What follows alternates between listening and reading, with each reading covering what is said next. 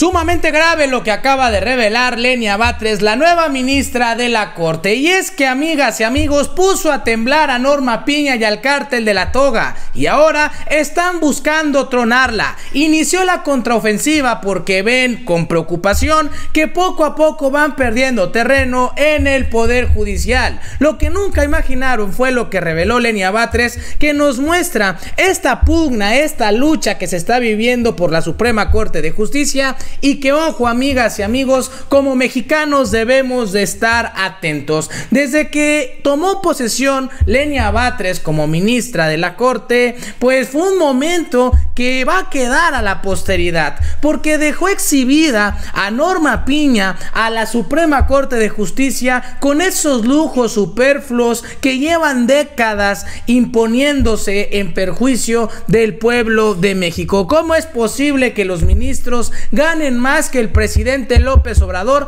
violentando la Constitución? ¿Cómo es posible que los ministros de la Corte estén defendiendo intereses facciosos antes de buscar el bienestar del pueblo? Eso fue lo que denunció Lenia Batres desde un inicio, y hoy, en congruencia con lo que ha expresado en varias ocasiones, solicitó formalmente a la Suprema Corte de Justicia su renuncia a la remuneración tan ostentosa que se recibe como ministro de la Corte, y pidió que no exceda lo que establece la Constitución. Y ojo, aquí viene otro golpe: que se le inscriba al ISSSTE y no a los seguros privados que se otorgan al ser ministro de la Suprema Corte de Justicia. De eso es de lo que estaba molesta y preocupada Norma Piña, porque hoy hay una ministra que le responde al pueblo, y esto les va a doler en sus privilegios y en sus lujos. Pero nunca imaginaron, amigas y amigos,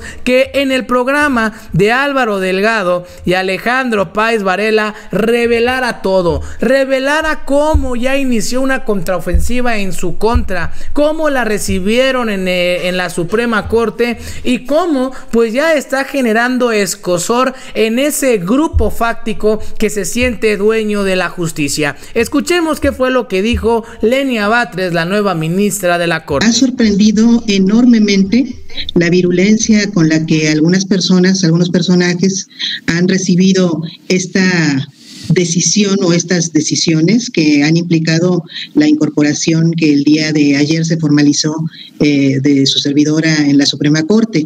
Ha habido una virulencia que me sorprende. Es como si estuviera invadiendo la propiedad de alguien y se sintieran muy ofendidos algunos personajes, porque estoy rompiendo un espacio que tenía justamente propietarios.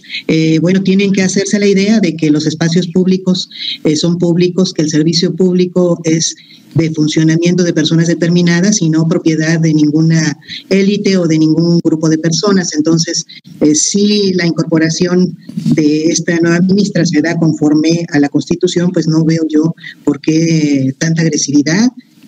No tienen de qué preocuparse. Yo simple y llanamente me incorporo para realizar funciones públicas. Hay mecanismos, si es que de veras alguien estuviera en peligro, pues para que se denuncie rápidamente y se sientan protegidos si estoy o si llego a ser verdaderamente una amenaza para alguien. Pero he leído artículos, ayer publicó un artículo que me llamaba mucho la atención, de que yo iba ni siquiera como una ministra que podía romperles las inercias, sino que iba como una amenaza, prácticamente una especie de agente que iba a romper el orden en la Suprema Corte de Justicia. Bueno, me parecen muy exageradas estas reacciones. Todavía no he empezado funciones como para que alguien sienta esas amenazas, pero se ve que sí les preocupa que se pueda desarrollar un papel distinto al que están acostumbrados a mirar en la propia Suprema Corte de Justicia. Usted en su discurso del día de ayer, de alguna manera, responde a estas críticas y responde a estos intentos por sobajarla. Dice usted textualmente: quien piense que puede ridiculizarme por provenir del pueblo mexicano no sabe la fuerza y la grandeza que me está atribuyendo.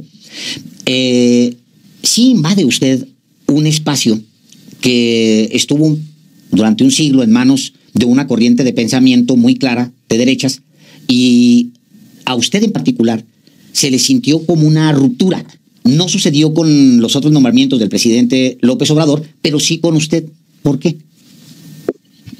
Pues tiene que ver con dos cosas, yo creo que son muy claras. Una es porque mi extracción social no es de clase media alta o de élite, o sea, realmente tengo una extracción social de clase media baja o mucho más humilde que absolutamente todas las personas que seguramente en la historia de la Suprema Corte han formado parte de su integración. Esto les hace mucho ruido porque finalmente sí hay una connotación muy elitista y una costumbre de ánimo muy distinta a la que pueda uno representar con costumbres cotidianas. De hecho, uno puede mirar simplemente al ingresar en los recintos de la propia Suprema Corte de Justicia de la Nación, pareciera que uno retrocede a siglos anteriores por la cantidad de adorno que hay en las costumbres de trabajo mismas, incluso ahí en la Suprema Corte. Entonces creo que eso les hace un ruido, el ruido que le hace a las élites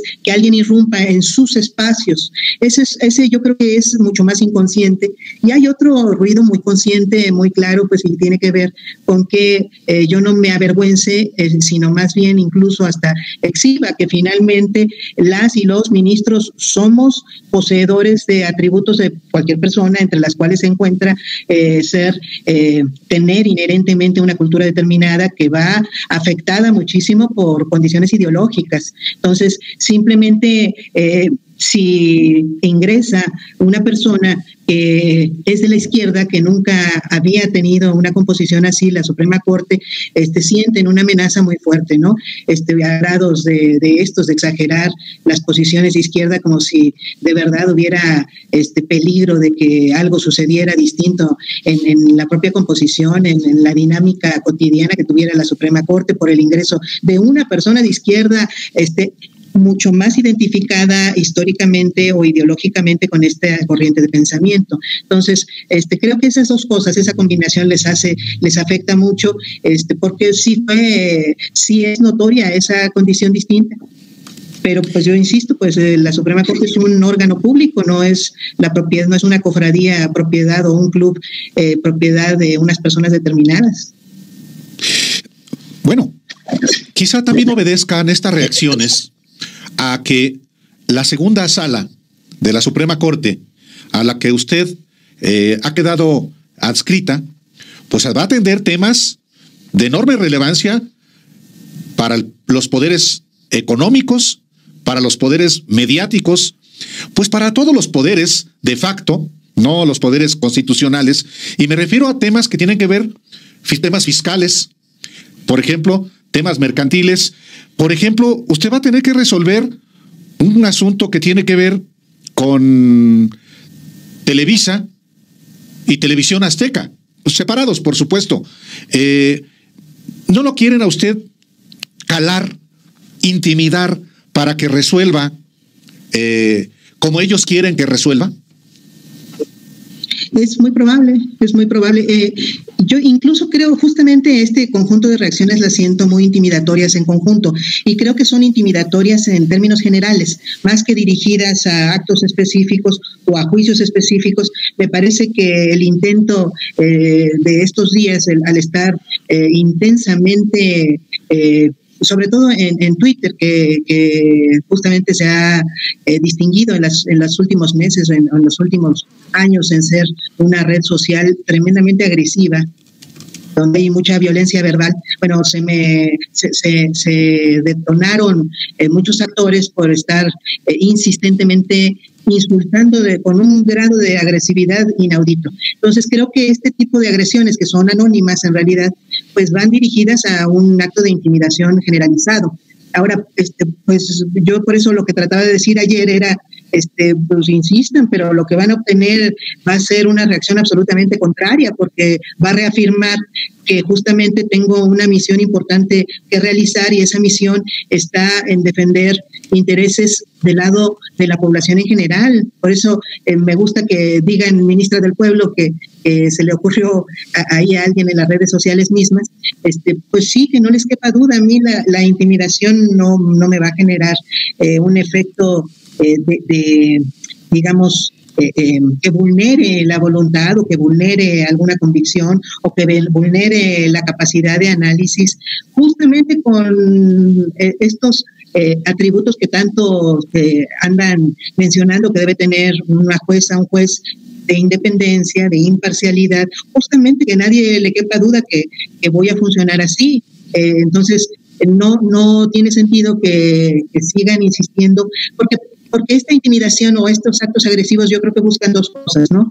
Por un lado, aminorar la voluntad en este caso, pues, de la destinataria, que soy yo, y por otro lado, desacreditar anticipadamente cualquier resolución que tome. Entonces, en esta anticipación va la descalificación, va el inyectarme de toda clase de prejuicios, y entonces en esos prejuicios resulta que ya se me condenó antes de que haga algo, la primera sentencia ya se me condenó a que voy a resolver cosas de determinada forma. Entonces, creo que esos dos efectos tiene. Entonces, pues lo que debe quedar muy claro es que pues no va a tener ni un efecto ni en el otro ni otro, porque finalmente la capacidad jurídica y la imparcialidad e independencia estoy segura que voy a terminar comprobándola en la primera, segunda, tercera, cuarta, quinta sentencias, y con el paso del tiempo pues va a ser muy claro, y entonces no tiene ningún sentido estos intentos de desacreditación anticipada.